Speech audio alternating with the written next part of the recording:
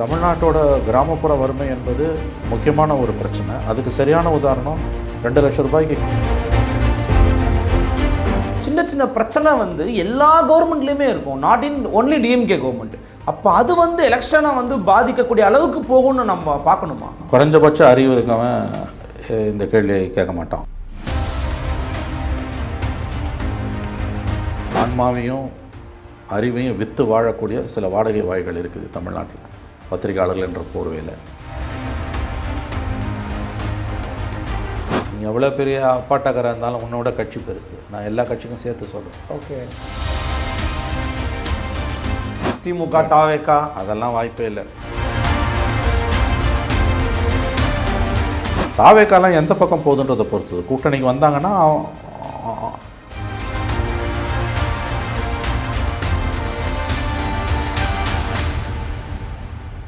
By the people ஊடகத்திற்கு உங்களை வரவேற்பதில் மிக்க மகிழ்ச்சி.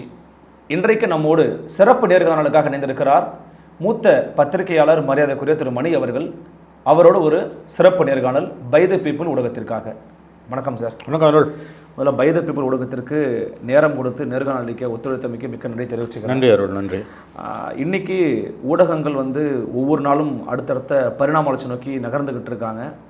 ஏன்னா அவங்களுடைய முக்கியத்துவம் அப்படிங்கிறது சமூகத்துக்கு ரொம்ப தேவையான ஒன்றாக இருக்கிறது. வளர்ந்து வரக்கூடிய தொழில்நுட்ப காலகட்டத்தில், அரசியல் காலகட்டத்தில் அவங்களுடைய பங்களிப்பு அப்படிங்கிறது சொசைட்டிக்கு ரொம்ப தேவைப்படுறதா இருக்குது. சமூக ஊடகங்களுடைய முக்கியத்துவத்தை எப்படி பார்க்குறீங்க? முதற்கனது நம்ம அடுத்த நிகழ்ச்சிக்கு போயிடலாம். சமூக ஊடகங்கள் இன்றைக்கு வாழ்க்கை இன்றியமையாத ஒரு அங்கமாக மாறி போய்விட்டது. காலையில் எந்திரிச்சு பல்லு தேய்க்கிறோமோ இல்லையோ செல்லு தேய்க்கிறோன்னுவாங்க. அந்த மாதிரி அது ஒரு விதமான போதையாகவே அடிக்ஷனாகவே மாறிடுச்சு. அதில் நல்லதும் இருக்குது, கெட்டதும் இருக்குது. நமக்கு பிடிக்குதோ அது இனிமேல் இங்கே தான் இருக்க போகுது.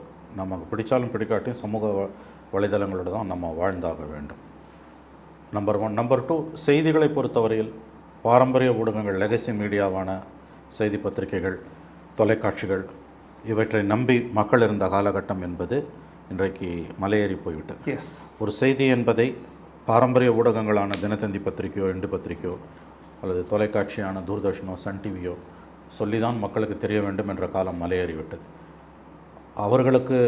அவர்கள் தொலைக்காட்சிகளும் லெகசி மீடியா மக்கள்கிட்ட சொல்கிறதுக்கு முன்னாலேயே சமூக வலைதளங்கள் மூலம் செய்திகள் மக்களை சென்றடைந்து விடுகின்றன. அதனால் மீடியாவோட அந்த ரோல் என்பதே இன்றைக்கு அதனுடைய முகமே என்பது முழுவதுமாக மாறிப்போயிருக்கிறது. அதில் நல்லது கெட்டது ரெண்டுமே இருக்குது. எல்லா விஷயத்துலையும் இருக்கிற மாதிரி நாம் நல்லதை மட்டும் எடுத்துக்கொள்வோம்னு முடிவு பண்ணோன்னா நமக்கு நன்மை இல்லை. நான் கெட்டதையும் சேர்த்து எடுத்து பண்ணால் நமக்கு தான் அது தீமையாக முடியும், நம்மை நோயில் போய் தள்ளும். அதில் சந்தேகமே கிடையாது. சமூக வலைதளங்கள் இல்லாமல் இன்று வாழ முடியாது. அதையும் நாம் புரிந்து கொள்ள வேண்டும். அதில் எவ்வளவு தீமைகள் இருந்தாலும் சமூக வலைதளங்கள் இல்லாமல் நம்மால் வாழவும் முடியாது. இதையும் நாம் நன்றாக முதலில் கவனத்தில் கொள்ள வேண்டியிருக்கிறது. ஆகவே சமூக வலைதளங்களை பற்றிய நம்முடைய பார்வை என்பது ஆரோக்கியமானதாக இருக்க வேண்டும். அதனுடைய நன்மை தீமை ரெண்டையும் நாம் புரிந்து கொள்ள வேண்டும். அது ரெண்டு பக்கமும் கூர்மையான கத்தி. நாம் எப்படி அதை பயன்படுத்துகிறோம் என்பதை பொறுத்து தான் நமக்கான நன்மை என்பது அதில் இருக்கிறது. நிச்சயமாக இன்றைக்கி நம்ம பார்க்கக்கூடிய காலகட்டத்தில் நம்ம பாலிடிக்ஸ் ரிலேட்டடாக நிறைய விஷயம் நடந்துக்கிட்டு இருக்கிறத நம்ம பார்க்குறோம். இந்த நேர்காணலும் அதே எப்படி தான் நடக்க போகிறது. அரசியல் 2026 தேர்தல்களும் அப்படிங்கிறது இன்றைக்கு ரொம்ப கூர்மை எழுந்திருக்கிறத நம்ம பார்க்குறோம். இன்னும் ஒரு மாதங்கள் 2 மாதங்கள்லாம் இன்னுமே அது அடுத்த கடத்த நோக்கி நகரும் அப்படிங்கிறது தெரிகிறது. இருந்தாலும் ரொம்ப எர்லியராக இன்றைக்கி எல்லா கட்சிகளுமே அவங்களுடைய வேலைகளை பார்த்துக்கிட்டு இருக்காங்கிறது தெரியுது. ஆனாலும் எதிர்கட்சிகளுடைய குரல் எவ்வளவு தூரம் அவங்க பேசினாலும், எவ்வளவு தான் அவங்க இஷ்யூஸ் எடுத்து அவங்க கையில் எடுத்துக்க முயற்சி பண்ணாலுமே கூட அது கிரவுண்ட் லெவலில் ஆன்டி இன்கம்பன்சி இல்லைங்க, ஆட்சிக்கு கூட்டணிக்கு ரொம்ப சிறப்பாக போய்கிட்டு இருக்கு அப்படிங்கிற சூழல் தான் இருக்குங்கிறத ஆளுங்கட்சி கூட்டணிகள் சொல்கிறாங்க. நீ எவ்வளவு தூரம் சேர்ந்து வந்தாலுமே கூட எங்களை ஒன்றும் பண்ண முடியாது அப்படிங்கிற நிலைமையில் அவங்களுடைய ஸ்டாண்ட் அவங்க சொல்கிறாங்க. கிரவுண்ட் அப்படி தான் இருக்கா? What's the ground reality today? இல்லை, இப்போ கிரவுண்டை பற்றி எனக்கு ஒரு பார்வை இருக்கும், உங்களுக்கு ஒரு பார்வை இருக்கும், இன்னொருத்தருக்கு ஒரு பார்வை இருக்கும். நான் 5 மாதம் இருக்குது election. March 1st week 2nd வீக்கில் நோட்டிஃபிகேஷன் வரும். நமக்கு ஏப்ரல் 1 வாரத்துலேருந்து மே 2வது வாரத்துக்குள்ளே 6 வார காலத்தில் எப்போ வேணால் தேர்தல் இருக்கும். கடந்த காலங்களில் 2011, 16, 21 நமக்கு ஏப்ரல் முதல் 2 வாரங்களுக்குள்ளேயே தேர்தல் முடிஞ்சிடுச்சு. இந்த முறை எப்படி இருக்கும் நமக்கு தெரியல. இன்னும் 5 மாதத்துக்குள்ளே 5 மாதம், அதிகபட்சம் 5 மாதம், ஏப்ரல் 1st வீக்லேருந்து எப்போ வேணால் எலெக்ஷன் நடக்கலாம். கிரவுண்ட் எப்படி இருக்குன்றதை நம்ம அவங்கவுங்களுக்கு ஒரு பார்வை இருக்கும். ஆன்டி இன்கம்பன்சி இருக்குது, நான் உறுதியாக நம்புகிறேன். கடுமையான ஆன்டி இன்கம்பன்சி இருக்குது. ஆனால் அதை அறுவடை பண்ணுறதுக்கு தான் ஆளுங்க இன்றைக்கி சரியாக இல்லைன்றது தான் கிரவுண்ட் ரியாலிட்டி.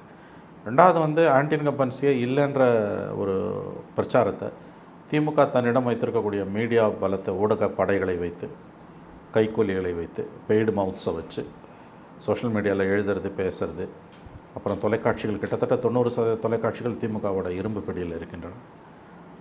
அங்கே வந்து அரசுக்கு எதிரான செய்திகளை எவ்வளோ தூரம் இருட்டடிப்பு செய்ய முடியுமோ இருட்டடிப்பு செய்கிறது, ஆர்கானிக்காக வரக்கூடிய செய்திகளை கூட வந்து டைல்யூட் பண்ணி நீர்த்து போக செஞ்சு பொழுதுனைக்கும் அதிமுக கதை மட்டுமே பேசுறது. அப்புறம் மீறி கொஞ்சம் டைம் இருந்துன்னா விஜய் விஷயத்தை பேசுறது. 365 நாளும் அதிமுக உள் விவகாரத்தை தான் பெரும்பாலான ஊடகங்கள் 90% ஊடகங்கள் பேசும். மாலை நேர விவாதங்கள் 6லேருந்து 9 வரைக்கும். ஏன்னா அதுக்கு ஒரு பெரிய ரோல் இருக்குது பப்ளிக் ஒப்பீனியனை மோல்டு பண்ணுறது. 365 நாளும் இவங்க அதிமுக உள் விவகாரத்தை தான் பேசுவாங்க. ஏன்னா 366வது நாள் இல்லை, இருந்தால் அன்றைக்கும் அதை தான் பேசுவாங்க. இப்போ சமீபத்தில் விஜய் வந்ததால் கொஞ்சம் விஜய் பேசினாங்க, மறுபடியும் அதிமுக உள் விவகாரத்துக்கு போயிட்டாங்க. இல்லை எதை மிஸ் பண்ணிட்டு அதை பேசுகிறாங்கன்னு நினைக்கிறீங்க நீங்கள்? கேளுங்க. இப்போ நேற்றைக்கு பார்த்தீங்கன்னா உதாரணத்துக்கு நேற்றைக்கு கோயம்புத்தூரில் மிகப்பெரிய அளவில் அந்த பாலியல் வன்கொடுமை கல்லூரி மாணவியோட 21 வயது கல்லூரி மாணவி பாலியல் வன்புணர்வு கூட்டு பலாத்காரத்துக்கு எதிராக பெரிய போராட்டங்கள் நடந்திருக்கு. எஸ், அதிமுக பெரிய அளவில் போராட்டம் நடத்திருக்கு, பிஜேபி நடத்திருக்கு, பொதுமக்கள் சமூக அமைப்புகள் நடத்திருக்கின்றன. அதை பற்றி ஒருத்தனும் நேற்று விவாதிக்கல. மாறா செங்கோட்டையன் எலெக்ஷன் கமிஷனுக்கு லெட்டர் எழுதினது தான் விவாதிக்கிறாங்க. முழுக்க 6 மணிலேருந்து 9 மணி வரைக்கும். இந்த போக்கு வந்து கடந்த காலங்கள் இப்படி கிடையாது. நான் என்ன சொல்கிறேன், ஒரு நாள் ஒரு லீவ் விட்டுட்டு நேற்று ஒரு நாள் கோயம்புத்தூர் பாலியல் வன்புணர்வை விவாதிச்சுட்டு இன்றைக்கி அதிமுக விவாதிச்சா கூட பரவாயில்ல, இன்னும் லைம்லைட்டாக தான் இருக்க போகுது அது. ஆனால் அந்த ஒரு நாள் கூட நாங்கள் விடமாட்டோம் அப்படின்றது வந்து ஊடகங்கள் எந்த அளவுக்கு வந்து திமுகவிடம் கொத்தடிமையாக கைக்கூலிகளாக கூலிப்படையாக தமிழ்நாட்டில் உள்ள 90% ஊடகங்கள் தொலைக்காட்சிகள் மாறிப்போய்விட்டன என்பதற்கு அது ஒரு சரியான உதாரணம். ஒரு மிகப்பெரிய பாலியல் வன்புணர்வு நடந்திருக்கு, தேசிய ஊடகங்கள் அதை பெரிய அளவில் எடுத்து பேசுகின்றன. ஏன்னா 3 பேரை பிடிச்சோன்னு இவங்க சொல்கிறாங்க, சுட்டு பிடிச்சோன்றாங்க. தெரியாது யார் அவங்கெல்லாம் நமக்கு எந்த விதமான எவிடன்ஸும் கிடையாது. ஏன்னா இதில் ஒரு நேரேட்டிவ், போலீஸ் சொல்கிற நேரேட்டிவ் மட்டும்தான் மீடியா வந்து அப்படியே ஃபாலோ பண்ணுது. கடந்த காலங்களில் வந்து அதை தாண்டி இண்டிபெண்ட் ஜேர்னலிசம் இருக்கும், இன்வெஸ்டிகேட்டிவ் ஜேர்னலிசம் இருக்கும். வெறும் போலீஸ் சொல்கிறத அப்படியே வந்து மறுபதிப்பாக இவர்கள் வெளியிட்டு கொண்டிருக்கிறார். இப்போ அதை கூட விவாதிக்க முடியல உன்னால். போலீஸ் வந்து துரிதமாக செயல்பட்டது, 3 பேரை சுட்டு பிடிச்சாங்க, தமிழக காவல்துறை ஸ்காட்லாண்ட் யார்டுக்கு அடுத்த காவல்துறை அப்படின்னு கூட விவாதிக்கலாம், தப்பு கிடையாது. ஆனால் அதை கூட விவாதிக்காமல் கோவை கூட்டு பலாத்காரம் என்பது திமுக அரசுக்கு கெட்ட பெயர் என்பது அவங்களுக்கே தெரிஞ்சதால் ஒருத்தங்க கூட நேற்று அதை டிபேட்டுக்கு எடுக்கல. அப்போ எந்த அளவுக்கு மீடியா வந்து திமுகவோட கட்டுப்பாட்டில் இருக்கின்றதுக்கு இது ஒரு உதாரணம். ஆன்டி இன்கம்பன்சி கடுமையாகவே இருக்குது. அடுத்த இன்னும் 4-5 மாதங்கள் இன்னும் மோசமாக தான் அது போகும். ஆனால் அதை பற்றி மீடியா கடந்த காலங்களில் இந்த அளவுக்கு மீடியா ஆளுங்கட்சியோட ஜால்ராக்களாக மாறி நான் பார்த்ததில்லை. வரலாறு காணாத விதத்தில், கற்பனை கட்டாத விதத்தில், நம்ப முடியாத அளவுக்கு தமிழ்நாட்டில் உள்ள 90% மீடியாக்கள், எஸ்பெஷலி தொலைக்காட்சி சேனல்கள் திமுகவுடைய கொத்தடிமைகளாக, திமுக காலால் இட்டதை தலையால் செய்யக்கூடிய சிறமேற்கொண்டு செய்யக்கூடியவர்களாக, திமுகவோட ஒட்டுமொத்த விளம்பர தூதர்களாக மாறிப்போயிருக்கிறார்கள் என்பது தான் வந்து ரொம்ப துரதிருஷ்டவசமான உண்மை. இதுக்கு மத்தியில் தான் எதிர்க்கட்சிகள் செயல்பட வேண்டியிருக்கு. எவ்வளவு தான் அவங்க தங்களால் முடிந்த அளவுக்கு தொடர்ச்சியான இஷ்யூஸை பற்றி பேசுகிறாங்களோ அல்லது எடுத்து சொன்னாலுமே கூட எதிர்க்கட்சிகள் சொல்லக்கூடியது, ஆளுங்க சொல்லக்கூடியது ஒன்று தான், அல்லது கூட்டணி சொல்லக்கூடியது ஒன்று தான். இப்போ அண்மையில் நம்ம கூட்டணி தலைவர்கள் பார்த்தாலே புதுமை பெண் திட்டம், உரிமைத்தொகை திட்டம், காலை சுற்றுண்டி, அப்புறம் தமிழ் புதல்வன், நான் முதல்வன், இலவச பேருந்து, இப்படின்னு தொடர்ச்சியான திட்டங்கள் போய் ரீச் ஆகிருக்கு. That is enough for the people அப்படின்னு சொல்கிறாங்கல்ல. இல்லை இதெல்லாம் அவங்களோட ஆர்குமெண்ட்டுங்க. ஒவ்வொருத்தருக்கும் அப்படி ஒரு ஆர்குமெண்ட் இருக்குது. இப்போ அதிமுக எடுத்திங்கன்னா அவங்க வந்து மதிய உணவு திட்டம் கொண்டு வந்தாங்க, பெண்களுக்கான சைக்கிள் திட்டம் கொண்டு வந்தாங்க, லேப்டாப் கொண்டு வந்தாங்க, அம்மா உணவகம் திட்டம்லாம் வந்து இந்த கவர்மெண்ட்டில் வந்து சீரழிக்கப்பட்டிருக்கு. ஒரு 10 ரூபாய் இருந்ததுன்னா காலையிலையும் மாலையிலையும் உணவு சாப்பிடக்கூடியவங்க இருந்தாங்க. 50,000 ரூபாய் சம்பளம் வாங்குகிற சாஃப்ட்வேர் ப்ரொஃபஷனல்ஸ் கூட அங்கே சாப்பிட்டுட்டு போனாங்க. இன்றைக்கி இந்த கவர்மெண்ட் வந்தோன்னா அம்மா உணவகத்தை முதல்ல கவர்மெண்ட் வந்தோன்னே அம்மா உணவகத்தை அடித்து உடைச்சாங்க. உங்களுக்கு ஞாபகம் இருக்கும். அஃப்கோர்ஸ் ஒரு தனிப்பட்ட முறையில் ஒரு திமுக தொண்டர் ஒருத்தர் செஞ்ச வேலைன்னு அதை சொன்னாங்கனாலும் அந்த தாக்குதல் எங்கே நடந்ததுன்னா அம்மா உணவகத்தின் மீது நடந்தது. அம்மா உணவு திட்டத்துக்கு இணையாக இந்த கவர்மெண்ட்டில் என்ன திட்டத்தை கொண்டு வந்தாங்க சொல்லுங்கள்? அது எவ்வளோ பெரிய திட்டம், ஒரு அட்சய பாத்திரம் மாதிரி. அது சாப்பிட்றதுக்கு வந்து அதில் வந்து இப்போ சாப்பிட்றவங்க வந்து எனக்கு நல்லா ஞாபகம் இருக்குது. அந்த திட்டத்தை அறிமுகப்படுத்தின காலகட்டத்தில் வந்து அவங்கக்கிட்ட ஜெயலலிதா அம்மா கிட்ட போய் வந்து இது மாதிரி வந்து அதில் சாஃப்ட்வேர் ப்ரொஃபஷனல்ஸ் மாதம் 40,000 50,000 சம்பளம் வாங்குறவங்களும் போய் சாப்பிட்றாங்க, அதனால் வந்து அதுக்கு ஏதாவது ஒரு அளவுகோல் வைக்கணும் இந்த கூலி தொழிலாளர்கள், ரிக்ஷா ஓட்டுறவங்க, ஆட்டோ பாட்டாளி டிரைவர்ஸ். வர்க்க மக்கள்.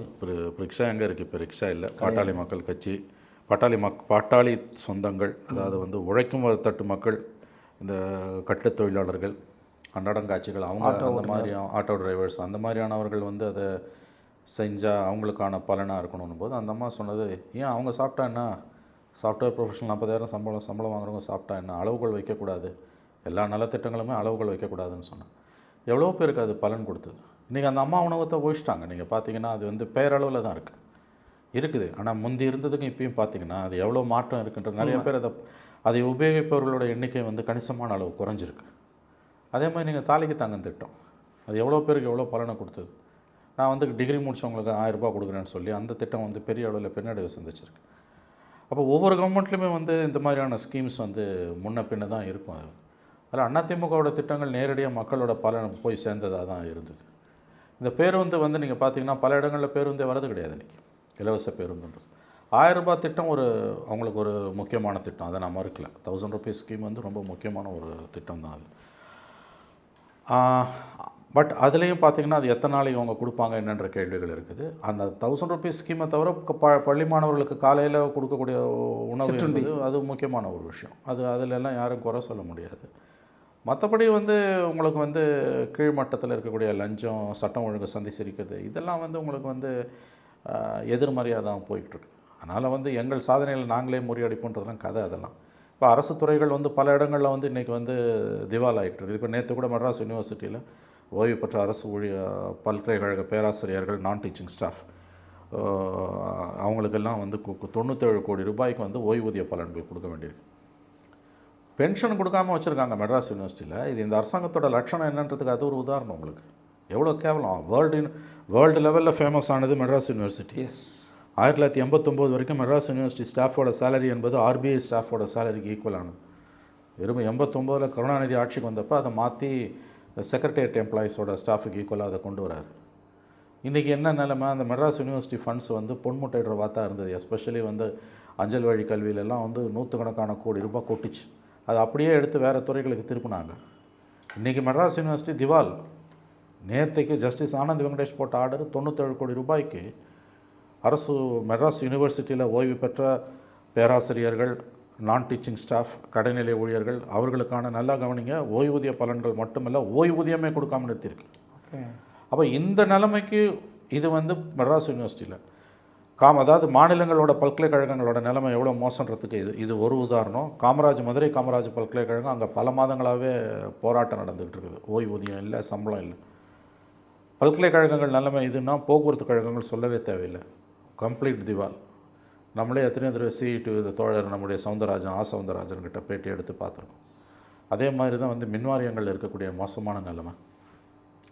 ஆகவே ஒவ்வொரு துறையும் தமிழ்நாட்டில் வந்து இன்றைக்கி வந்து ஏதோ இவங்க இலவசம் கொடுக்குறதால தேனும் பாலும் ஓடுதுன்னு ஒரு கற்பிதத்தை இவர்கள் மேற்கொண்டிருக்கிறார்கள். தமிழ்நாட்டோட பொருளாதாரம் என்பது ஒரு பக்கம் வளர்ச்சி குறியீட்டில் நம்ம முன்னணியில் இருக்குன்றதெல்லாம் மாற்றுக்கருத்துக்கு இடமில்லை. ஆனால் உள்ளுக்குள்ளே மாநில அரசின் பொருளாதாரம் வந்து கடுமையான பாதிப்புக்கு உள்ளாகி இருக்கிறது. 26 யார் ஜெயிச்சு ஆட்சிக்கு வந்தாலும் மிகப்பெரிய அளவில் வந்து வரிகளை உயர்த்த வேண்டியிருக்கும். இன்னும் ஒரு பக்கத்தில் ஒரு பகுதியில் மக்கள் கிட்னியை விற்று நீங்கள் 11% growth 11% growth நீங்கள் மாறு தட்டிக்கிறீங்க, மகிழ்ச்சிங்க. ஆனால் அதே நேரத்தில் வந்து அக்ரிகல்ச்சர் வந்து மைனஸில் போயிட்டுருக்கு. தமிழ்நாட்டோட வேளாண் துறை என்பது நெகட்டிவ் குரோத்தில் போயிட்டுருக்குன்னு யார் சொல்கிறான்னு கேட்டிங்கன்னா, இந்த அரசாங்கத்துக்கு ஆரம்பத்தில் வெண்சாமரம் வீசிய திராவிட மாடல் ஆட்சி என்ற சொல்லாடலையே ஏற்படுத்திய ஜவஹர்லால் நேரு பல்கலைக்கழகத்தில் பயின்று அங்கே பிஹெச்டி பட்டம் பெற்ற மிகுந்த நிபுணத்துவம் வாய்ந்த சென்னை MIDSல பணியாற்றக்கூடிய பேராசிரியர் கலையரசன், ஆகச்சிறந்த பொருளாதார நிபுணர்களில் ஒருவர். அவர் தான் இந்த கவர்மெண்ட்டுக்கு ஆரம்பத்தில் வந்து சான்றிதழ் பட்டம் கொடுத்தவர் திராவிட மாடல்னு. அவர் சொல்கிறாரு 10 நாளைக்கு மேலே டைம்ஸ் ஆஃப் இந்தியா பேட்டியில், இந்த வளர்ச்சின்னு சொல்கிறீங்க, வளர்ச்சி வந்து ஈக்விட்டபிளாக இல்லை, சமமாக இல்லை. ஒன்று. ரெண்டாவது முக்கியமானது விவசாயம் நெகட்டிவ் குரோத்தில் போயிட்டுருக்கு. தமிழ்நாட்டோட கிராமப்புற வறுமை என்பது முக்கியமான ஒரு பிரச்சனை. அதுக்கு சரியான உதாரணம் 2 லட்சம் ரூபாய்க்கு கிட்னியை வைக்கிறாங்க. அப்போ எந்த வளர்ச்சியை பற்றி திமுகவை ஆதரிக்கக்கூடியவர்களும் மார்த்தட்டி கொள்ளிக்கிறார்கள் என்பது ஒரு மிகப்பெரிய கேள்விக்குறியாக மாறுகிறது. அப்போ இவ்வளோ சிக்கல்கள் இங்கே இருக்குது. இதில் வந்து ஆன்டி இன்கம்பன்சி இல்லை என்று சொல்வதை போல் ஒரு அயோக்கியத்தனம் வேறு எதுவுமே இருக்க முடியாது. அது வந்து உண்மையான திமுககாரன் அதை சொல்கிறதில்லை. திமுகவால் வளர்த்தெடுக்கப்படுகிற கூலிப்படை, அறிவாலய அல்சேஷன்கள் தான் அதை கத்தி கொண்டிருக்கிறார்கள். ஆன்டி இன்கம்பன்சி இல்லாமல் எந்த அரசுமே இருக்காது.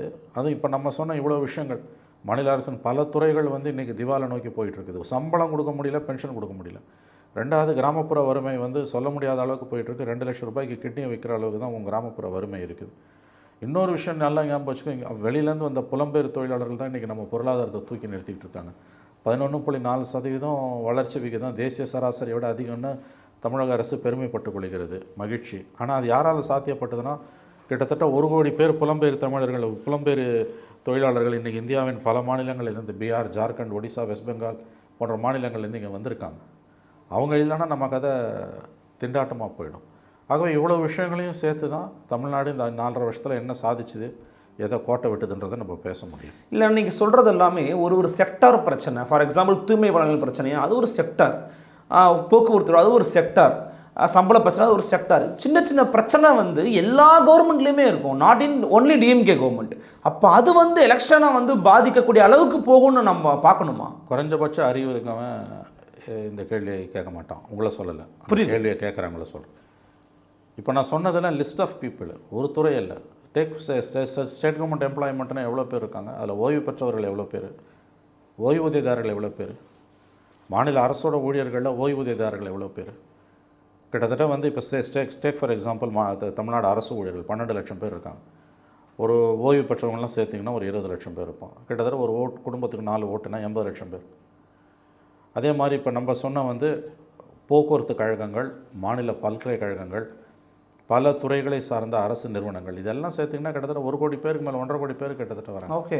பழைய ஓய்வூதிய திட்டம்னு சொல்லி அவங்க வயிற்றில் அடித்தாங்க. அதில் பாதிக்கப்படுறது 50 லட்சம் பேருக்கு மேலே. இதை செக்டார்னு சொல்கிறது வந்து அறிவுடைமை ஆகாது. அது வந்து திமுகவை ஆதரிக்கக்கூடிய விவரம் அறியாத வாடகை வாய்கள் தான் அதை பேசும். நான் உங்களை சொல்லவில்லை, அந்த வாடகை வாய்களை சொல்லுகிறேன். ஆன்மாவையும் அறிவையும் விற்று வாழக்கூடிய சில வாடகை வாய்கள் இருக்குது தமிழ்நாட்டில். பத்திரிகையாளர்கள் என்ற போர்வையில், அரசியல் பார்வையாளர்கள் என்ற போர்வையில். இதெல்லாம் வந்து ஒரு செக்டார் வைஸ் ப்ராப்ளம் என்பது வந்து முழுக்க முழுக்க தவறான ஒரு பார்வை. அதாவது கீழே நிறைய பிரச்சனைகள் இருக்குது, மிகப்பெரிய அளவில் பிரச்சனைகள் இருக்குது. குறிப்பாக வந்து அரசு ஊழியர்கள் திமுகவோட முதுகெலும்பு என்று காலகாலமாக கருதப்பட்டவர்கள், அவர்கள் இன்று திமுகவுக்கு எதிராக திரும்பி நிற்கிறார்கள். ஏன்னா இப்போ நம்ம சொல்லக்கூடிய எத்தனை விஷயங்களும் பழைய ஓய்வூதிய திட்டத்தை அமல்படுத்துவது சாத்தியமே இல்லைன்னு தெரிஞ்சு பச்சையாக பொய் சொல்லி மக்களை ஏமாற்றி அதில் ஆட்சிக்கு வந்தது தான் திமுக. பிடிஆர் பழனிவேல் தியாகராஜன் அந்த தேர்தல் அறிக்கை குழுவில் உறுப்பினர். பழைய ஓய்வூதிய திட்டத்தை கொண்டு வருவோன்னு அந்த அறிக்கை சொல்லுது. மந்திரியாகி 3 மாதத்தில், அப்போ முதல் 2 வருஷம் பிடிஆரை தலையில் தூக்கி வச்சு கொண்டாடினாங்க, அப்புறம் தூக்கி கடாசினாங்க. அவர் தான் அடையாளம்னே சொன்னாங்க. இன்றைக்கி அவர் எங்கே இருக்காருன்னே தெரியல. அந்த பிடிஆர் வந்து பழைய ஓய்வூதிய திட்டம் சாத்தியமே இல்லைன்னாரு. இந்த மாதிரி கல்வி கடன் ரத்து, நகை கடன் ரத்து, 1.5 லட்சம் பணியாளர்களை நியமிப்போன்றது அடிக்கிட்டே போகலாம். அதாவது இதெல்லாம் சாத்தியமே இல்லைன்னு தெரிஞ்ச திமுக பொய்யான வாக்குறுதிகளை கொடுத்து மக்களை ஏமாற்றி தான் ஆட்சிக்கு வந்தது. ஒரு தாவேக்காவோ சீமானோ இந்த மாதிரி பண்ணியிருந்தாங்கன்னா மன்னிச்சலாம், அவங்களுக்கு அனுபவம் இல்லைன்னு. ஆண்டு அனுபவம் உள்ளவர்கள் கடந்த 67 ஆட்சியை பிடிச்சதுலேருந்து கிட்டத்தட்ட 25 வருஷம் ஆட்சியில் இருந்திருக்காங்க. மத்தியில் ஆட்சியில் 15 வருஷம் இருந்திருக்காங்க. நிறைவேற்றக்கூடிய திட்டங்கள் எது, நிறைவேற்ற முடியாத திட்டங்கள் எது என்பது உங்களை என்னை விட திமுக நல்லா தெரியும்.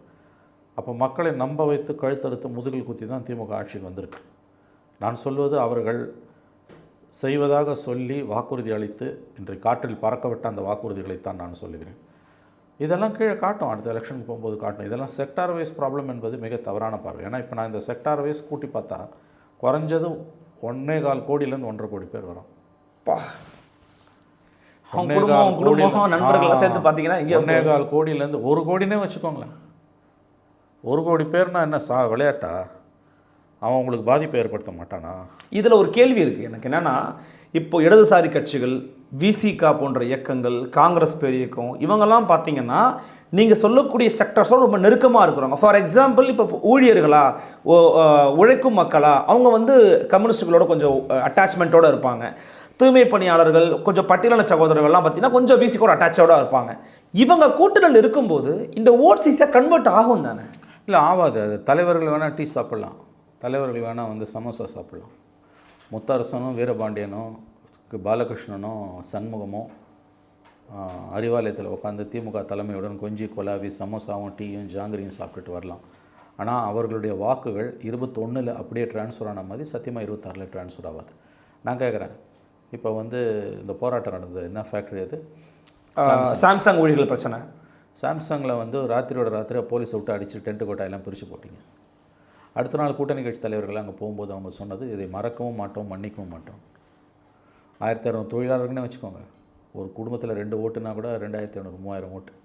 கடந்த காலங்களில் அவங்க வந்து திமுக, சிபிஐ, சிபிஎம் எங்கே நிற்கிறாங்களோ அவங்களோட வந்து சிஐடி யூனியன், சிபிஎம் யாரோட நிற்கிறாங்களோ கண்ணை மூடிட்டு அவங்கள குத்துறாங்க. ஆமாம், இந்த தடவை சத்தியமாக குத்த மாட்டாங்க.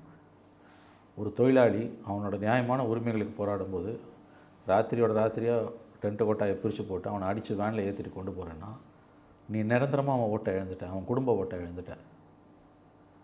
அதை தான் நான் சொல்ல வரேன். அதாவது வந்து 21 ட்ரான்ஸ்ஃபர் ஆன மாதிரி இப்போ வந்து 2 லெஃப்ட்டு காங்கிரஸ், பிசிக்கு ஆல்சோ. அது இன்னும் மோசம். தலித் ஓட்ஸ் வந்து மிகப்பெரிய அளவில் விஜய்க்கு ட்ரான்ஸ்ஃபர் ஆகிருக்கு. அது என்ன இன்சிடென்ட்? அது மல்லத்தை கலந்தாங்களே வெங்கைவேல் இன்சிடென்ட்டுக்கு பிறகு அந்த பிராந்தியத்தில் இருக்கக்கூடிய வாக்குகள் வந்து திரும்ப சொன்னாலும் திமுக வருமா? ஆல்ரெடி அந்த வாக்குகள் கணிசமான அளவு விஜய் பக்கம் நகர்ந்துருக்கு. அதனால் வந்து 2+2 4ன்னு சொல்லாதீங்க. இவ்வளோ பேர் கூட்டணி சேர்ந்து வந்தால் 2+2 சம்டைம்ஸ் 0 ஆகும். ரெண்டாவது, இவங்களோட வாக்கு வங்கி என்பது எல்லாரும் சேர்த்தாலே அதில் பாதாளத்தில் இருக்குது. 2 லெஃப்டோட வாக்கு வங்கி 2 பேரும் சேர்த்தாலே 1.5% சார். ஆமாம், 2 பேரும் சேர்த்து 1.5%. பட் கெமிஸ்ட்ரின்றது இருக்குல்ல சார், இல்லை பர்செப்ஷன் நீங்கள் சொல்லுவீங்களா? ஓட் பேங்க் 1.5% தான். திருமாவோட ஓட் பேங்க் 0.99%. 2 லெஃப்ட்டு விசிகா சேர்த்தே 3%, காங்கிரஸ் சேர்த்தா 4%, அவ்வளோதான் 7% மொத்தம். இதில் காங்கிரஸ் 4%லாம் அப்படியே 21 விழுந்த மாதிரி விழாது. அதில் ஓரளவு குறிப்பிடத்தக்க பகுதி வந்து திமுகவை பிடிக்காத காரணத்தால் அது வேறு இடத்துக்கு போகுது, பிஜேபிக்கு போகும், இல்லை சீமானுக்கு போகும். ஓகே. அப்போ இந்த கூட்டணி கட்சிகளால் வாக்கு வங்கி விகிதத்தில் திமுகவுக்கு பெரிய லாபம் எதுவும் கிடையாது. திமுகவுக்கு வாக்கு வங்கி இருக்குது, ஒத்துக்குது. திமுக கண்டிப்பாக வாக்கு வங்கி இருக்குது. ஆனால் இந்த கூட்டணி கட்சிகளால் பெரிய அளவில் அவங்களுக்கு 21 இருந்த மாதிரி வாக்குகள் ட்ரான்ஸ்ஃபர் ஆகாது. அதனால் அவங்க அது கூட்டணியை விட்டு விலகிடணும் அப்படிலாம் நான் சொல்ல வரல. 21 இருந்த அட்வான்டேஜ் 26 திமுகவுக்கு கிடையாது. ஆக்சுவலாக நீங்கள் சொல்கிறதுல ஒரு விஷயத்தை புரிந்து கொண்டதன் காரணமாகத்தான் திமுக இதை பண்ணுறாங்களான்னு ஒரு கேள்வியை வைக்கிறேன். என்னென்னா, இப்போ அண்மை காலங்களில் பார்த்தீங்கன்னா தொடர்ச்சியாக அதிமுகவிலிருந்து இருக்கக்கூடிய நபர்கள் ஒரு மனப்பிணக்கில் வெளியேறவங்க எல்லாருமே கரெக்டாக டிஎம்கேல ஜாயின் பண்ணுறாங்க. மருது அழகராஜா இருக்கட்டும், அன்வர் ராஜாவாக இருக்கட்டும், நேற்று போன பாண்டியனாக இருக்கட்டும், இதே போல் பல பேர். இது திமுகவுக்கு பலமாக பலவீனமா சார்? பலவீனம். ஏன்னா அடிப்படை அரசியல் அறிவு உள்ளவன் வந்து இது பலம்னு எடுத்துக்க மாட்டான். ஏன்னா தனி நபர்கள் போகிறாங்க, ஓட் பேங்க் போகாது. அதிமுக வாக்கு வங்கி என்பது அது அடிப்படையில் ஆன்டி டிஎம்கே, குருட்டுத்தனமான ஆன்டி டிஎம்கே. சூரியன் கிழக்கில் உதிச்சு மேற்கில் மறையுதுன்னு கருணாநிதி சொன்னால், இல்லை மேற்கில் உதிச்சு கிழக்கில் மறையுதுன்னு ஜெயலலிதா சொன்னால் தான் அது ஓட்டு. அதிமுகவோட ஆரிஜின், அதிமுகவோட பிறப்பு, அதிமுகவோட ஜனனம் அதுவே வந்து ஆன்டி டிஎம்கே. 90% அதிமுககாரன் நான் சொல்கிறேன். அவனை வந்து நீங்கள் வந்து தூக்கில் போட்டாலும் அவன் திமுக ஓட்டு போட மாட்டான். யாருக்கு ஓட்டு போடுவான்னா தட்ஸ் $1 மில்லியன் கொஸ்டின். ஓகே, அதை அடுத்து பேசுவோம். இந்த மருது அழகராஜ், அன்வர் ராஜா, மைத்ரேயன், அரவிந்த் பாண்டியன், ஜெடு, இவங்க எல்லாரும் போகிறது தனிநபர்களாக இவங்க போகிறாங்க. மனோஜ் பாண்டியன் நேற்று போனோம். இவங்க பின்னால் இவங்க கூட இருக்கக்கூடிய ஓட் பேங்க் அப்படி ஒன்று இருந்ததுன்னா அது சத்தியமாக திமுக போகாது. தனிப்பட்ட மனோஜ் பாண்டியனும், மருது அழகராஜும், அன்வராஜாவும், மைத்ரேயனும் திமுகவில் போய் சேர்ந்துக்கலாம், ஒட்டிக்கலாம், உறவாடலாம், பதவி சுகத்தை அனுபவிச்சுட்டு. ஒரு டேர்ம் ராஜ்யசபா எம்பி 6 வருஷம், ஒரு full term MLA Manoj Pandian 2வது டேர்மில் 4.5 வருஷத்தை அனுபவிச்சுட்டு இன்றைக்கி போய் திமுகவில் சேராருன்னா அதை விட துரோகம் எதுவும் இருக்க முடியாது எனக்கு தெரிஞ்சு. சரி, அதில் தப்பு ரேட்டுன்னு எதுவும் இல்லை. துரோகன்றது கூட விட்டுருவோம் நம்ம, அது பாலிடிக்ஸ். நான் துரோகம்னு சொன்னது கூட வந்து அதிமுக பார்வையில் சொல்கிறேன். அது துரோகம்னு நான் சொல்லலை, என் கருத்து இல்லை. அது பாண்டியன் போவார், அரவிந்த் போவார், மனோஜ் பாண்டியன் போவார், அதிமுக ஓட்டு போவாது. ஆலங்குளம் அவரோட தொகுதி, அங்கே இருக்கக்கூடிய ட்ரெடிஷ்னல் ஏடிஎம்கே ஓட்டு சத்தியமாக மனோஜ் பாண்டியன் பின்னால் போவாது. அது ஆன்டி டிஎம்கேவாக தான் இருக்கும். இதை புரிஞ்சுக்கோங்க. இதெல்லாம் வந்து தனிநபர்கள் வருவார்கள் போவார்கள், ஸ்தாபனம் பெருசு, வெட்டில் பூச்சி மாதிரி தான் தனிநபர்கள். இவங்கெல்லாம் போகிறதால வந்து திமுகவுக்கு இது திமுகவுக்கு லாபம் எதுவும் கிடையாது, அதிமுகவுக்கு நஷ்டம் எதுவும் கிடையாது. 2வது பாயிண்ட், இவங்க போகிறதால திமுகவுக்கு தான் நஷ்டம். நான் எப்படின்னா இன்னர் டைனமிக்ஸ், டிஎம்கேக்குள்ளே இருக்க இன்னர் டைனமிக்ஸ் டிஸ்டர்ப் ஆகுது. அவங்க 30 வருஷமாக 40 வருஷமாக இருக்காமல் அவனை ஓரம் கட்டிட்டு புதுசாக வந்தவங்களுக்கு இவங்க முக்கியத்துவம். சீட்டு கண்டிப்பாக ஸ்டாலின் கொடுப்பார் மனோஜ் பாண்டியனுக்கெல்லாம், நான் உறுதியாக சொல்கிறேன். ஏன்னா இப்போ அங்கே லோக்கலில் இருக்க திமுக காரன் காண்டாகாதா? மிகப்பெரிய அளவில் அவனுக்கு கோவம் வரும். அதுதான் இன்றைக்கி நம்ம நேரில் பார்த்தது தங்கத்தமிழ்ச்செல்வன் இஷ்யூவில் பார்த்தோம். தேனியில் புது மேடையிலே கைகளை பவர் லெவலுக்கு போச்சு. போஸ்டர் அடித்து ஓட்டினாங்க. 30 வருஷமாக நான் திமுகவில் இருக்கேன், நேற்று வந்தவனுக்கு பதவி கொடுக்குறியான்னு புரியுதில்ல. 2024 லோக்சபா எலெக்ஷனில் கிட்டத்தட்ட ஒரு 30லேருந்து 40 தொகுதி, குறைஞ்சது 30 தொகுதியில் பிஜேபி தோற்றதுக்கு காரணம் காங்கிரஸ்லேருந்து வந்தவனுக்கு சீட்டு கொடுத்தாங்க. ஓகே. பாரம்பரியமாக 1980லேருந்து பிஜேபியில் இருந்தவனை ஓரம் கட்டிட்டு காங்கிரஸ்லேருந்து அதுக்கு 6 மாதம் 1 வருஷம் முன்னால் வந்தவனுக்கெல்லாம் சீட்டு கொடுத்தாங்க. ஜெல்லாவில் தோத்தாங்க. அதே தான் திமுகவுக்கும். இன்றைக்கி அண்ணா திமுகலாம் யாரை வேணால் போய் திமுகவில் சேர்ந்துக்கலான்னா 2 விஷயம். இவர்கள் வந்து பசை இல்லைன்னா அந்த அதாவது வந்து அதிகாரம் இல்லைன்னா அண்ணா திமுக காரனால் இருக்க முடியாது. அவன் பதவி சுகத்துக்காக ஓடுவான், எந்த கட்சி இப்போ திமுக பக்கம் ஓடுவான்றது மீண்டும் மீண்டும் நிரூபிக்கப்பட்டிருக்கு. அது ஒன்று. 2வது ரொம்ப முக்கியமான விஷயம், முதல்ல சொன்னதை விட இப்படி போகிறவங்களால திமுக எந்த லாபமும் கிடையாது, மாறா பாதகம் தான். இவர்களால் ஒரு ஓட்டை கூட திமுக கூட கூட்டின்னு வர முடியாது. நான் சேலஞ்சு பண்ணுறேன், நீ இவங்களாலாம் பெருசாக ஒன்றும் ஓட்டை கொண்டு வந்துட முடியாது. தனிநபர்களை விட ஸ்தாபனம் பெருசு என்றைக்குமே. பட் அது பர்செப்ஷனை கிரியேட் பண்ணாதா? கூடாரம் காலி ஆகுது, இங்கே கலகலத்து போயிருச்சு. ஒரு பர்செப்ஷனும் கிடையாது, வெங்காயமே கிடையாது. கடந்த காலத்தில் இப்படி தான் போனாங்க. அண்ணா திமுக கிட்ட அதிகாரம் இல்லைன்னா என்ன நடக்குமோ அது இப்போயும் நடக்குது. 96ல் ஜெயலலிதா அலங்கோல ஆட்சியில் எல்லா மந்திரியும் தமிழ்நாட்டையே கொள்ளடிச்சான். 96ல் கவர்மெண்ட் மாறினோன்னா ஒரு 9 மந்திரி, முத்துசாமி, இந்திரகுமாரி, கண்ணப்பன், ரகுபதி எல்லாம் பிச்சுன்னு ஓடினாங்க கேஸ்லேருந்து தப்பிக்கணும். ஓகே. 2001 ஜெயின்னு ஜெயிச்சு வந்தாங்க ஜெயலலிதா. நீ எவ்வளோ பெரிய அப்பாட்டக்கராக இருந்தாலும் உன்னோட கட்சி பெருசு. நான் எல்லா கட்சிக்கும் சேர்த்து சொல்கிறேன். ஓகே. அண்ணா திமுகன்றது அடிப்படையில் ஆன்டி டிஎம்கேங்க. எத்தனை மனோஜ் பாண்டியன், எத்தனை அன்வர் ராஜா, எத்தனை செங்கோட்டையன், எத்தனை செங்கோட்டையன்னு சொல்ல மாட்டேன் நான் போல, அவர் எத்தனை மருது அழகராஜ், எத்தனை மைத்திரையன் போனாலும் அதிமுக ஒன்றும் அவங்களால வந்து பெருசாலாம் அசைச்செல்லாம் பார்க்க முடியாது. 2வது இவங்களால திமுக எந்த லாபமும் கிடையாது. யுடேக் மனோஜ் பாண்டியன் இப்போ ஏற்கனவே திருநெல்வேலியில் 4 கோஷ்டி இருக்குது, இது ஒரு 5வது கோஷ்டி ஆகும். சரி, அப்படி சேர்த்துப்பாங்க சார். கோஷ்டியே இல்லைனாலும் இவங்களால ஒரு லாபமும் கிடையாது. இவங்க ஓட்டு அங்கே போகாதுங்க.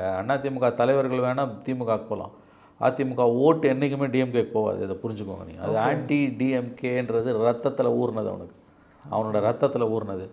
அவனை வெட்டி போட்டாலும் அவன் இரட்டைலைக்கு போட மாட்டான்.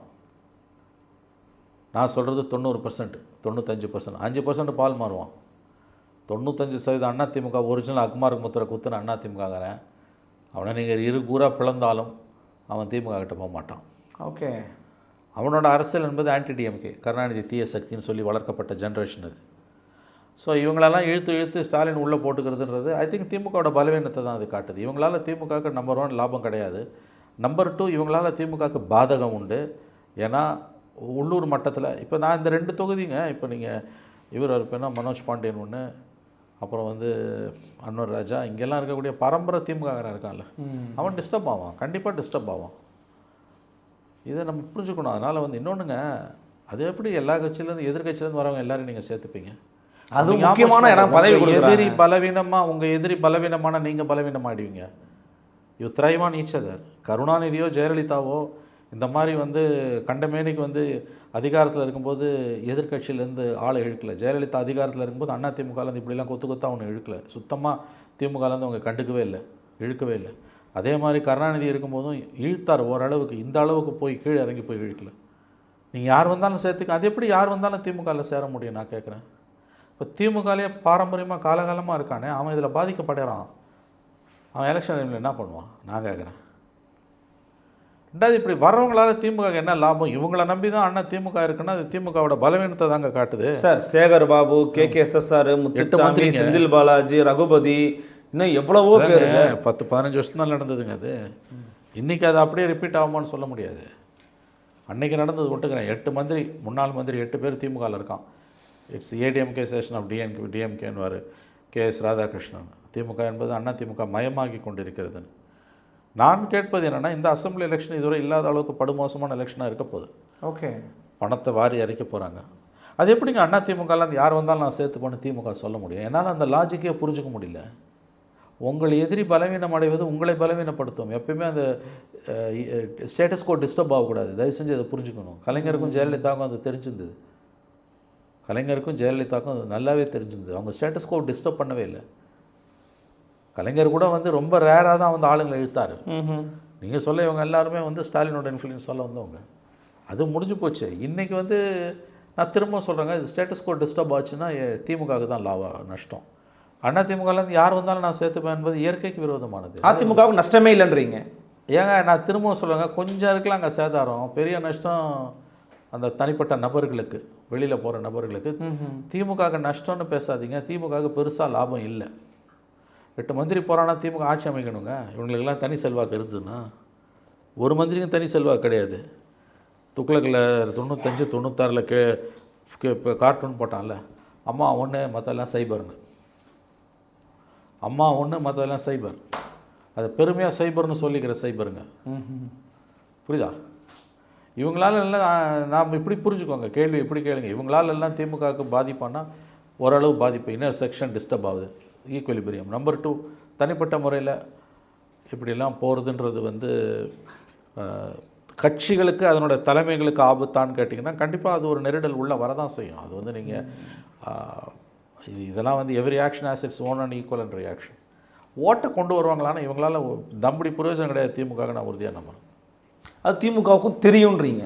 நல்லாவே தெரியும் பெரிய அளவில். ஆனால் ஒரு 10 ஓட்டு வந்தால் போதுன்ற நினைக்கிறாரு ஸ்டாலின்.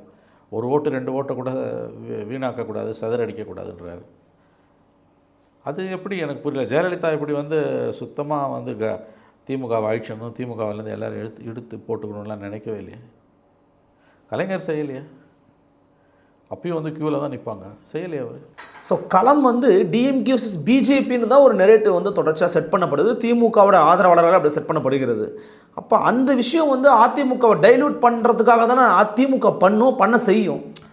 வாய்ப்பே இல்லைங்க. களம் வந்து திமுக அண்ணா திமுகன்னு தான் இருக்க போகுது. நாள் நெருங்க விஜய் வந்தாலும் பிஜேபி இன்னும் அதிகமாக ஆட்டம் போட்டாலும் நெருக்கத்தில் வரும்போது திமுக அண்ணா திமுகன்னு தான் களம் வந்து நிற்கும். அப்படி தான் நான் பார்க்குறேன். அன்லஸ் பெரிய அளவில் தவறுகள் ஏதாவது நிகழ்ந்தாலும் வழி. விஜய்லாம் வந்து எலெக்ஷன் ஃபீவர் ஸ்டார்ட் ஆகும்போது கிரவுண்டில் எந்த இடத்துல இருப்பாருன்றது $1 மில்லியன் கொஸ்டின். தனிப்பட்ட நான் மறுபடியும் சொல்கிறேங்க, திமுக அண்ணா திமுகன்னு தான் களம் 26 விரிவடையும் நான் உறுதியாகவே நம்புகிறேன். அவ்வளோ சீக்கிரமாலாம் விஜயாலெல்லாம் வந்து கிரவுண்டில் வந்து எலெக்ஷன் நேரத்தில் கிட்ட வந்து திமுக ஈக்குவலாக ஃபைட் பண்ண முடியாது. திமுக தாவேக்கா அதெல்லாம் வாய்ப்பே இல்லை. திமுகவுக்கும் அண்ணா திமுக தான் போராட்டம், அந்த போட்டின்னு தான் வந்து நிற்க போகுது, அதில் சந்தேகமே இல்லை. தாவேக்காலாம் எந்த பக்கம் போகுதுன்றதை பொறுத்தது. கூட்டணிக்கு வந்தாங்கன்னா ஆட்சி மாற்றம் உறுதி. கூட்டணிக்கு அவங்க வரல அப்படின்னா இழுபறியில் வந்து நிற்கும், அல்லது திமுக ஆட்சியை தக்க வைத்துக் கொள்ளலாம். விஜய் மிகப்பெரிய பின்னடைவை சந்திப்பார், அதில் எந்த சந்தேகமும் வேணாம். டிஎம்கே ஏடிஎம்கே தான் களம் 26 இருக்குன்னு தான் நான் உறுதியாக நம்புகிறேன். அதில் எந்த மாற்றமும் இருக்காது. இப்போ கத்துறவங்கெல்லாம் தேர்தல் நெருக்கத்தில் காணாமல் போவாங்க, அது ஒரு ஆபத்து இருக்குது. 92 96 காலகட்டத்தில் சுப்பிரமணிய சாமியும் வாழப்பாடி ராமமூர்த்தியும் தான் அன்றைய ஜெயலலிதா அரசுக்கு எதிராக பெரிய போராட்டங்களை முன்னெடுத்தாங்க. பட் கடைசி நேரத்தில் வந்து அறுவடை செஞ்சது கலைஞரும் மூப்பனாரும் தான் அறுவடை செஞ்சுட்டு போனாங்க. சுப்பிரமணிய சாமியும் வாழப்பாடியும் களத்திலே இல்லை 11th ஹவரில். இது நம்ம முக்கியமாக கவனிக்க வேண்டிய விஷயம். அதனால் விஜய்லாம் நீங்கள் என்ன தான் அரசியல் பண்ணாங்கன்னாலும் கிரவுண்டில் அவரால் வந்து எலெக்ஷனில் டிஎம்கே மெஷினரியை ஃபேஸ் பண்ணுறதுன்றது தாவேக்காவால் முடியாத காரியம். இதையும் நாம் நினைவில் வைத்து தான் பேசணும். ஆன்டி இன்கம்பன்சி இருக்கான்னா மிக கடுமையாக இருக்குது. அறுவடை பண்ணுறதுக்கு ஆள் இல்லாத தான் திமுகவுடைய மிகப்பெரிய வரப்பிரசாதமாக இருக்குது. பட் நெருக்கத்தில் வேறு கூட்டணிகள் கணக்குகள் மாறுச்சுன்னா அப்போ வந்து கண்டிப்பாக வந்து DMK will be in soup, அதில் சந்தேகமே கிடையாது. பலவிதமான கருத்துக்களை பகிர்ந்துக்கிட்டீங்க சார், மிக்க நன்றி.